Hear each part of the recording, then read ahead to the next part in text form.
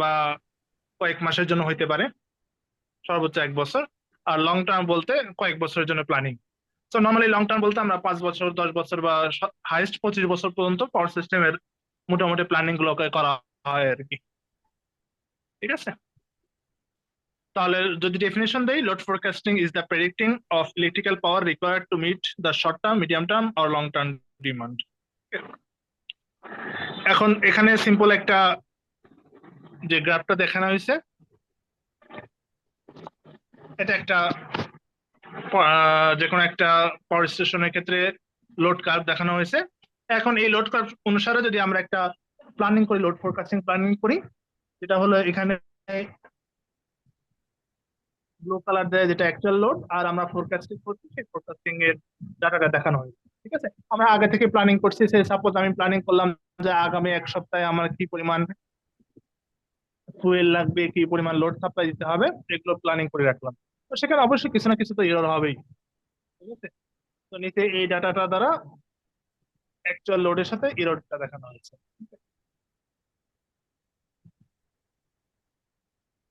এখন load forecasting এর বেশ কিছু অ্যাডভান্টেজ আছে। ঠিক আছে, তো ফার্স্ট জিনিস হলো যে ইউটিলিটি কোম্পানি, যেগুলো আমরা নর্মালি আমরা যেগুলো ডিস্ট্রিবিউশন কোম্পানি বলি, সেটা যে কোনো একটা ইউটিলিটি কোম্পানি হোক, সেই কোম্পানি ইজিলি এটাকে প্ল্যান করতে পারে যে আমার ফিউচার লোড ডিমান্ড কি পরিমাণ আছে, সেই অনুসারে আমি আমার সবকিছু প্ল্যানিং করতে পারি, আমার কখন পাওয়ার সিস্টেমটাকে কিভাবে রান করব সেটার উপরে। ঠিক আছে, আরেকটা হলো যে রিস্কটাকে মিনিমাইজ করা যায়। রিস্কটাকে মিনিমাইজ কিভাবে করা যায়, সে সাপোজ এখানে যদি আমার মাঝে মাঝে আমাদের শোনা যায় যে এগুলো পল্লী বিদ্যুতের ক্ষেত্রে বেশি হয়।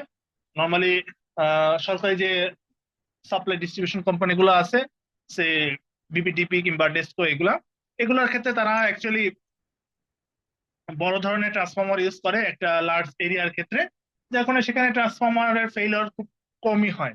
কিন্তু দেখা যায় যে আরইবি কিংবা অন্যান্য ছোটখাটো যে সমস্ত কোম্পানি আছে, এগুলোর ক্ষেত্রে তারা স্মল এরিয়ার জন্য তারা তাদের ট্রান্সফরমার গুলোকে চুজ করে। তো মাঝে মাঝে দেখা যায় যে অমুক এরিয়ার ট্রান্সফরমার নষ্ট হয়ে গেছে, তখন এলাকাবাসী চাঁদা দিয়ে অর্ধেক পরিমাণ টাকা দেয়, বাকি অর্ধেক পরিমাণ তারা দিয়ে একটা ট্রান্সফরমার সেখানে বসা দেয়। তো ওই ট্রান্সফরমার বসাতে মাঝে মাঝে 2 দিন 3 দিন ইলেকট্রিসিটি থাকে না। ঠিক আছে, তো তোমার যদি আগে থেকেই প্ল্যানিং করা যাইতো যে এখানে কি পরিমাণ লোড লাগবে, সেখানে ভবিষ্যতে কি পরিমাণ রিস্ক হইতে পারে, এই জিনিসগুলো যদি আগে থেকে প্ল্যানিং করা থাকতো, তাহলে তোমাদের এই রিস্কটাকে মিনিমাইজ করা পসিবল হয়। ঠিক আছে, কারণ সেখানে একটা বড় ইনভেস্টমেন্টের ব্যাপার স্যাপার থাকে। এরপরে হলো যে পরিমাণ রিসোর্স লাগবে, সেই রিসোর্স গুলোকে ইজিলি আগে থেকেই সেই রিসোর্স গুলোকে মেনটেন করা যায়। ঠিক আছে, যাতে সে সাপোজ আমি যদি জানি যে আমার ফিউচার ডিমান্ড কি পরিমাণ হবে, ফিউচার লোড কি পরিমাণ সাপ্লাই হবে 1 মাসের জন্য, তাহলে আমার 1 মাসের জন্য আমার ফুয়েল কস্ট থেকে শুরু করে অন্যান্য যে বেসিক নিডস গুলো আছে, এগুলো কতটুকু পরিমাণ লাগবে, সো আগে থেকে যদি প্ল্যানিং করে রাখি যে আমার ভবিষ্যতে 1 মাসের জন্য কি পরিমাণ ফুয়েল দরকার হবে, তো আগে থেকে প্ল্যানিং করে রাখলে আমার সেটা হলো ফ্লুয়েন্টলি আমার পাওয়ারটাকে সাপ্লাই দেওয়া সম্ভব হয়। আর তা না হলে শেষের দিকে যে যদি আমার ফুয়েলটা কমে যায়, তাহলে সেক্ষেত্রে আমার লোডশেডিং দিতে হবে। ঠিক আছে, আরেকটা হলো যে ফিউচার ডিমান্ডটা কি পরিমাণ বাড়তে পারে। সে সাপোজ আমরা তোমাদেরকে প্রথম দিকে যখন আমরা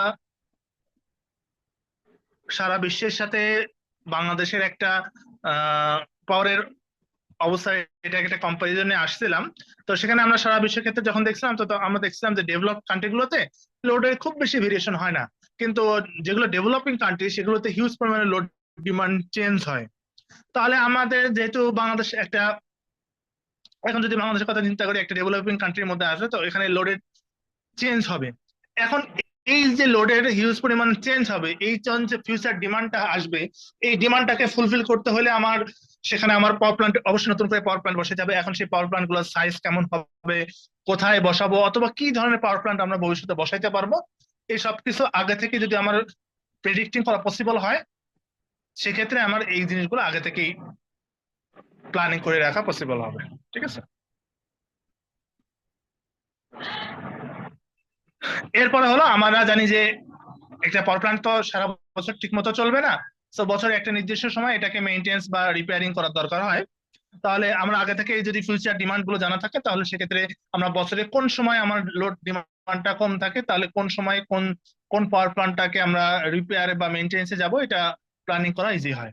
ঠিক আছে। আর একটা হলো যে ম্যাক্সিমাম ইউটিলাইজেশন, যেটাকে আমরা একদম ইজিলি যদি বলতে পারি ইফিসিয়েন্সি ইনক্রিজ। ঠিক আছে, আমার ফিউচার লোড ডিমান্ড যদি আগে থেকে জানা থাকে যে কখন কি পরিমাণ লোড দরকার হবে, তাহলে আমাদের কখন কোন কোন পাওয়ার প্ল্যান্টটাকে অন রাখতে হবে, অফ রাখতে হবে, সেক্ষেত্রে ম্যাক্সিমাম ইউটিলাইজেশন আমরা ইউজ করতে পারি, অথবা সহজ কথা আমরা বলতে পারি যে আমার ইফিসিয়েন্সিটাকে ইনক্রিজ করতে পারি। ঠিক আছে। এখন এই লোড ফোরকাস্টিং প্ল্যানিং করতে গেলে আমার বেশ কিছু চ্যালেঞ্জের সম্মুখীন হতে হয়। একদম ফার্স্ট যেটা হলো ওয়েদার কন্ডিশন। ঠিক আছে, ফার্স্টই হলো ওয়েদার। কারণ সাপোজ সিলেটের কথা চিন্তা করে, সিলেটে আজ থেকে 5 বছর আগে আহ, এই সিজনে ওয়েদার একরকম ছিল, এখন কিন্তু ওয়েদার হিউজ চেঞ্জ হয়ে গেছে। ঠিক আছে। So load forecasting mainly depend করে ওয়েদার কন্ডিশনের উপরে। সেক্ষেত্রে যেহেতু ওয়েদারটা অ্যাকচুয়ালি প্রপারলি প্রেডিক্ট করা পসিবল হয় না, এই কারণে একটা এরর থেকে যায়। ঠিক আছে। আরেকটা হলো যে একটা লোড ফোরকাস্টিং এর ক্ষেত্রে আমরা এখনো স্টিল যে ডাটাগুলোকে কালেক্ট করি, বা এর ক্ষেত্রে যে যে ফ্যাক্টর গুলা, এক্ষেত্রে তো অনেকগুলো ভেরিয়েবল থাকে। আমার সাপোজ একটা ওয়েদার একটা কন্ডিশন, টেম্পারেচার একটা কন্ডিশন, ওয়েদারের ক্ষেত্রে আবার ধরো দিনে একরকম রাতে একরকম, আবার এই ওয়েদারটা সাপোজ সিলেটের জন্য একরকম, ঢাকার জন্য আরেক রকম। তো অনেকগুলো ফ্যাক্টর এখানে অ্যাড থাকে, এবং এই সেই বেশিরভাগ ফ্যাক্টর গুলো চুজ করা হয় স্টিল এখনো আমরা ম্যানুয়াল যে মেথড গুলো ইউজ করি সেই মেথডের উপর বেস করে, যার কারণে মেথড ইউজ করলে অবশ্যই সেখানে ইরর খুব বেশি হবে। তার মানে এটাকে প্রপারলি প্ল্যানিং করতে গেলে আমার হিউজ পরিমাণ চ্যালেঞ্জের সম্মুখীন হতে হবে। থার্ড জিনিস হলো ইউজেস বিহেভিয়ার, আমার পাওয়ার ইউজেস এর বিহেভিয়ার।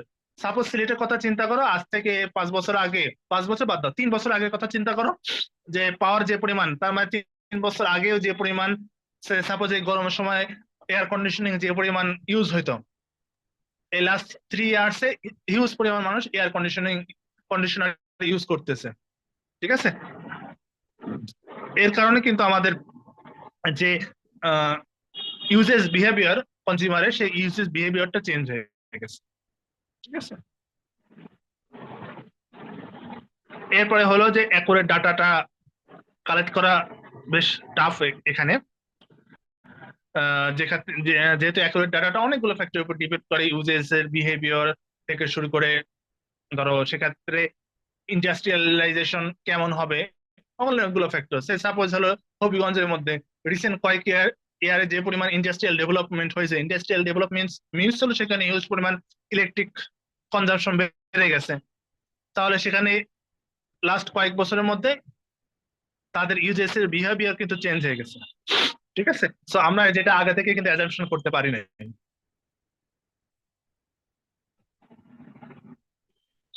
এরপরে হলো complex nature of load season wise, যেটা কিছুক্ষণ আগে বললাম যে সাপোজ হলো লাস্ট এই বছরের কথা চিন্তা করো, লাস্ট গত কয়েক মাসে যারা সিলেটে আছে তারা হয়তো খুব বেশি ফিল করে নাই, কিন্তু যারা অন্যান্য সিটিগুলোতে, বিশেষ করে দক্ষিণবঙ্গ পশ্চিমবঙ্গে, সেখানে কিন্তু হিউজ পরিমাণ চেঞ্জ, কোনো ধরনের বৃষ্টি নাই, কোনো কিছু নাই, যার কারণে হিউজ পরিমাণ কনজাম্পশন বাড়ছে, সেখানে লোডশেডিং এর পরিমাণ অনেক বেশি ইনক্রিজ হয়েছে। ঠিক আছে। এরপরে হলো কতগুলা ফ্যাক্টর অ্যাড আছে, যেমন হলো টেম্পারেচার, হিউমিডিটি, তারপর কনজাম্পশনের উপর আরো বেশ কিছু ইনফ্লুয়েন্স আছে। এগুলোর কারণে অ্যাকচুয়ালি অ্যাকুরেট আমরা মডেলটাকে দাঁড় করানো ইম্পসিবল হয়ে যায়। ঠিক আছে। এরপরে হলো আমরা মাঝে মাঝে হলো ইররটাকে, যেটাকে মার্জিনালি আমরা অবশ্যই একটা ইরর, যেটা বললাম কিছুক্ষণ আগে যে কার্ভটা দেখালাম, যে কিছু তো ইরর হবে, সেই ইররটাকে মাঝে মাঝে আমরা প্রেডিক্ট করতে পারি না যে সেখানে কি পরিমাণে ইরর হতে পারে। এই ইররটা আবার লং টার্ম থেকে শর্ট টার্মের ক্ষেত্রে এই ইরর পার্সেন্টেজটা অনেক বেশি থাকে, যার কারণে শর্ট টার্ম লোড ফোরকাস্টিং এর ক্ষেত্রে এই এররটা প্রেডিক্ট করা বেশ জটিল হয়ে যায়। এখন আসি যে আমার কি কি লোড ফোরকাস্টিং যে আমরা করব, প্ল্যানিং যে করব, সেক্ষেত্রে আমাদের কি কি ফ্যাক্টর গুলোকে মাথায় রাখতে হবে, অথবা কি কি ফ্যাক্টর যেগুলো লোড ফোরকাস্টিং থেকে এফেক্ট করে। ফার্স্ট হলো ডাটা কোয়ালিটি। আমরা কিছুক্ষণ আগে বললাম যে স্টিল আমরা আমাদের দেশের জন্য যে লোড ফোরকাস্টিং ডাটাগুলো ইউজ করি সেই ডাটাগুলো স্টিল হলো manual data. So manual data means হলো সেখানে হিউজ পরিমাণে এরর থাকবে। সো আমার যে পরিমাণ এরর সেখানে ইনপুট হবে আমার লোড ফোরকাস্টিং মেথডে, সেই পরিমাণ আউটপুট আমাদের এরর চলে আসবে। ঠিক আছে, যেটাকে আমরা বলি গার্বেজ ইন গার্বেজ আউট।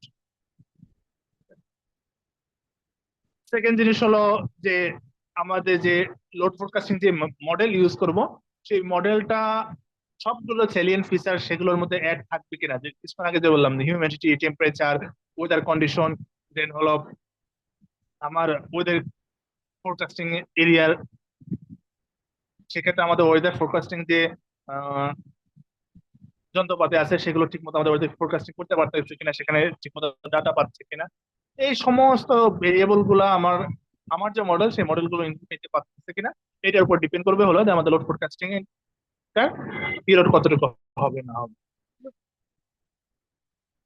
এরপর লোড কনজাম্পশন, যেটা বললাম যে লোড কনজাম্পশনের ক্ষেত্রে আমাদের টাইপস অফ লোডের উপর ডিপেন্ড করে হলো যে আমাদের ইরোর কতটুকু।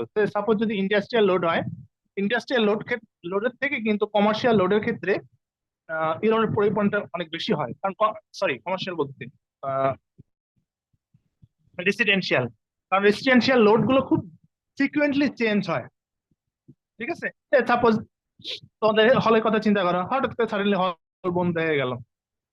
ঠিক আছে, অথবা তোমাদের কিছু দুই ব্যাচ হঠাৎ করে চলে গেল বাসায়, তারা দুই ব্যাচ চলে গেল, তার মানে ধরো একটা মিনিমাম একটা হলের পরিমাণ লোড কমে গেল।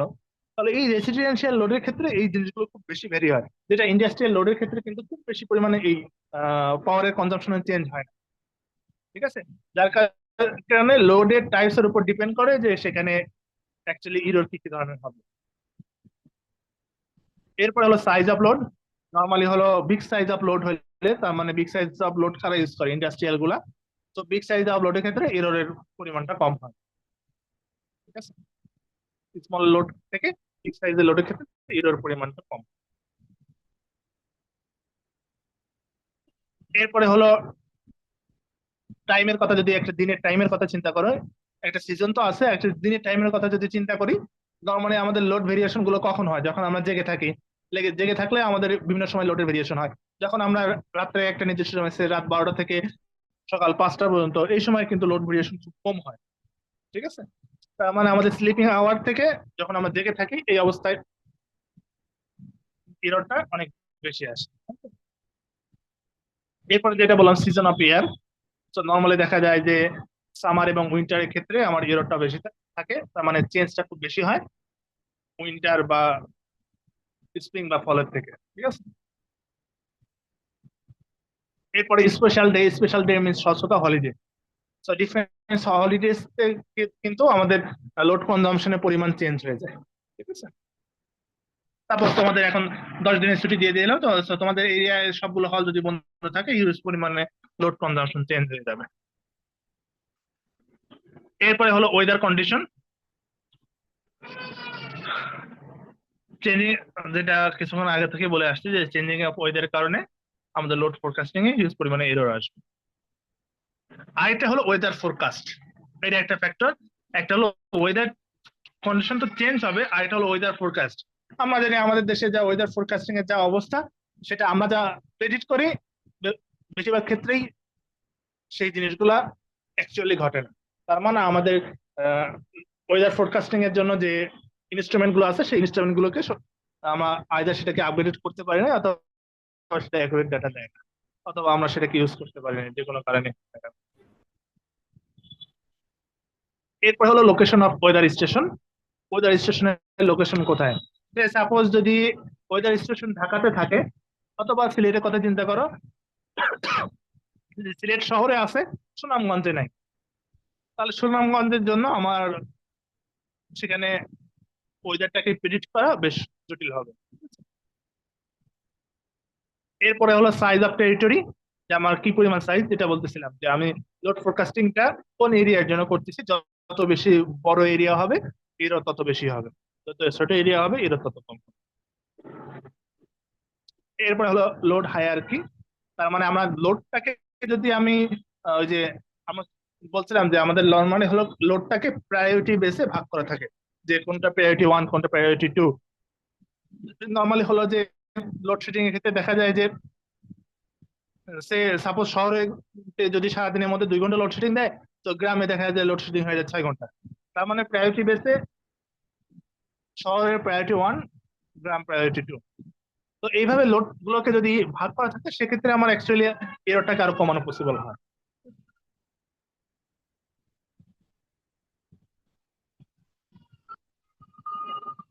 দেন হলো এরর ক্যালকুলেশন, যেটা বলছিলাম যে এরর ক্যালকুলেশনটা হলো যত শর্ট টার্ম হবে, সেক্ষেত্রে এররটা তত বেশি হবে। নর্মালি হলো লং টার্মের ক্ষেত্রে এররটা কম আসে।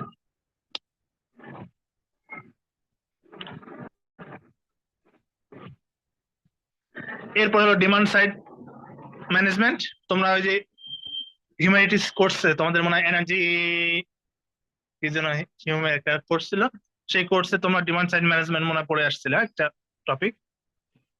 ঠিক আছে, সো ডিমান্ড রেসপন্সের উপর ডিপেন্ড করে অ্যাকচুয়ালি এররটা কম হবে না বেশি হবে, এটা ডিপেন্ড করে। এরপর হলো distributed resources. Distributed resources means হলো আমার যত বেশি পরিমাণ সে সাপোজ একটা এরিয়ার মধ্যে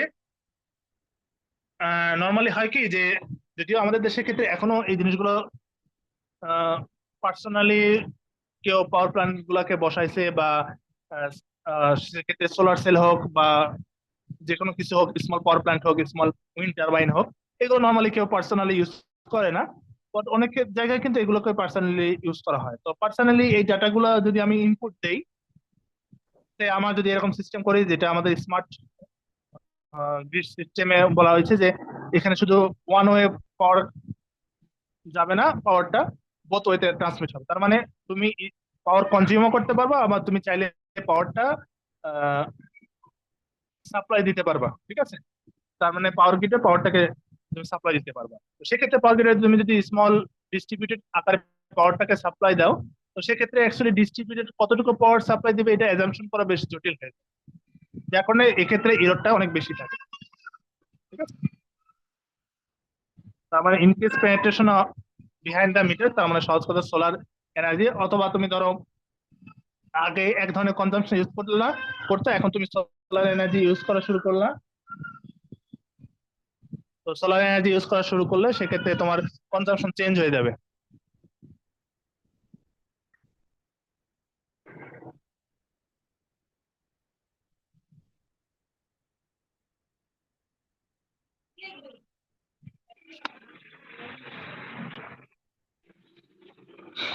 এরপর হলো যে ইমার্জিং টেকনোলজি যেগুলো আমরা ইউজ করি,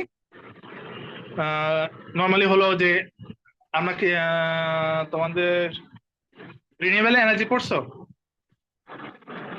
স্যার এই সেমিস্টারে এই সেমিস্টারে। সো রিনিউয়েবল এনার্জির মধ্যে যদি পসিবল হয়, সেক্ষেত্রে ওই যে আহ, বিভিন্ন ধরনের গ্রিড আছে, সেই গ্রিড গুলাকে একসাথে কম্বাইন করা হয়, সে যেমন সোলারের সাথে উইন্ড। ঠিক আছে, এইটার জন্য যে ধরনের টেকনোলজি আমরা ইউজ করি, সেই টেকনোলজির উপর ডিপেন্ড করে অ্যাকচুয়ালি যে আমার সেখানে ইররটা কি পরিমাণ আসবে। ঠিক আছে, সো ঠিক মতো যদি এদেরকে মার্জ করতে পারি, তাহলে ইরর পরিমাণটা কম হবে। যত হায়ার টেকনোলজি ইউজ করবো, ইরর পরিমাণ তত তত কম হবে। এখন এগুলো তো গেল হলো যে অ্যাডভান্টেজ, কি কি চ্যালেঞ্জের সম্মুখীন হইতে হয় এবং কি কি ফ্যাক্টর। এখন এই সবগুলোকে ডিপেন্ড মাথায় রেখে আমাদের এখন প্ল্যানিং করতে হবে। তাহলে প্ল্যানিং করার জন্য এক ধরনের একটা হলো যে কি কি পরিমাণ আমরা প্ল্যানিং মেথড ইউজ করি, আর এটা হলো যে কোন কোন টেকনিকের উপর বেস করে আমরা অ্যাকচুয়ালি ওই মেথড গুলাকে চুজ করি। ঠিক আছে, এক্ষেত্রে আমাদের নর্মালি দুই ধরনের, একটা হলো কম্বাইন, আর একটা হলো নর্মালি এক্সট্রাপোলেশন, আর একটা হলো কোরিলেশন। ঠিক আছে, এবং এই ডাটাগুলো মেইনলি হলো স্ট্যাটিস্টিক্যাল ডাটা। তার মানে স্ট্যাটিস্টিক্স তোমরা এই জিনিসগুলো পড়ে আসছো, টাইম সিরিজ মেথড কিংবা ডাটা দিয়ে কিভাবে আমাদের কিভাবে ফিউচার আউটকাম পাওয়া যায়, এগুলো তোমার মেইনলি স্ট্যাটিস্টিক্স পড়ে আসছে। সে সাপোজ এক্সট্রাপোলেশনের ক্ষেত্রে আমরা যে ডাটাগুলো নর্মালি ইউজ করি, একটা হলো straight line method, parabola, S curve, exponential আর ডাবল এক্সপোনেনশিয়াল কার্ভ। এখন এই জিনিসটা কি জিনিস? এই জিনিসটা হলো আমরা কি কি বললাম যে আমরা আগে থেকে প্ল্যানিং করব যে কি পরিমাণ লোড দরকার, ঠিক আছে? এখন প্ল্যানিং করলাম, আগে যেরকম একটা লোড কার্ভ দেখালাম, এখন লোড কার্ভ তো ডিফারেন্ট হয়, দিনে দিনের ক্ষেত্রে একরকম, সিজনের ক্ষেত্রে একরকম, ঠিক আছে, মাসের ক্ষেত্রে একরকম হয়। এখন এইটার সাথে আমাদের ম্যাচ করতে হবে যে কোনো একটা মেথড দিয়ে। তাহলে এই যে ডাটাগুলো পাইছি, এই ডাটাগুলো নিয়ে একটা কমন ডাটা আনতে হবে। তো সেক্ষেত্রে আজ আমি একটা স্ট্রেট লাইন ইউজ করব, অথবা সেক্ষেত্রে একটা প্যারাবোলা ইউজ করব, অথবা একটা এক্সপোনেনশিয়াল কার্ভ ইউজ করব। তো এটার জন্য আমাদেরকে কার্ভ ফিটিং মেথড লাগবে, ঠিক আছে? তাহলে এই কার্ভ ফিটিং মেথড মিনস হলো সেখানে আমরা স্ট্রেট লাইন দিয়েও ফিটিং করতে পারি, প্যারাবোলা দিয়েও ফিটিং করতে পারি, এস কার্ভ দিয়েও ফিটিং করতে পারি, এক্সপোনেনশিয়াল বা ডাবল এক্সপোনেনশিয়াল যে কোনো ধরনের কার্ভ দ্বারা আমরা এগুলোকে ফিটিং করতে পারি। তাহলে এই ফিটিংটা হলো যে আমরা যে ডাটাগুলোকে কালেক্ট করব, এই ডাটাগুলোকে আমরা কিভাবে আমাদের কার্ভের সাথে ফিটিং করব, ঠিক আছে? কারণ আমার অ্যাকচুয়ালি কোনো একটা ফিটিং মেথড না আসলে, কার্ভের সাথে যে ফিটিং করতে না পারে, সেক্ষেত্রে আমার অ্যাকচুয়াল ডাটাটা পাবো, অ্যাকচুয়াল ফোরকাস্টিংটা পাবো না আর কি।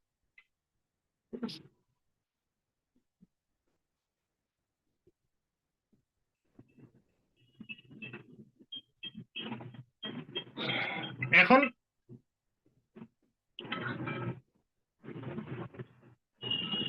এখন এই ডাটাগুলোকে আমরা ফিটিং করব। ফিটিং এর ক্ষেত্রে নরমালি হলো এক্সট্রাপোলেশনের ক্ষেত্রে আমরা যে কোনো একটা মেথড চিন্তা করবো, নরমালি হলো লিস্ট স্কয়ার মেথড ইউজ করবো, আর কোরিলেশনের ক্ষেত্রে আমরা একটা মেথড ইউজ করবো, ঠিক আছে? কোরিলেশনের ক্ষেত্রে নরমালি আমরা টাইম সিরিজ বা যে কোনো একটা মেথড ইউজ করবো। তাহলে আজকে ক্লাসটা এই পর্যন্ত। আজকে ক্লাসে মেইনলি হলো থাকলো যে লোড ফোরকাস্টিং কি, লোড ফোরকাস্টিং অ্যাডভান্টেজ, চ্যালেঞ্জেস, আর হলো ফ্যাক্টরস যেগুলো হলো লোড ফোরকাস্টিং কে এফেক্ট করে, আর মেথড গুলোর নাম। সো নেক্সট দিনে দুইটা মেথড সিম্পলি, যত সিম্পলি দেখানো যায় দুইটা মেথড দেখে তোমাদের ফাইনাল সিলেবাস দিয়ে দিব আর কি।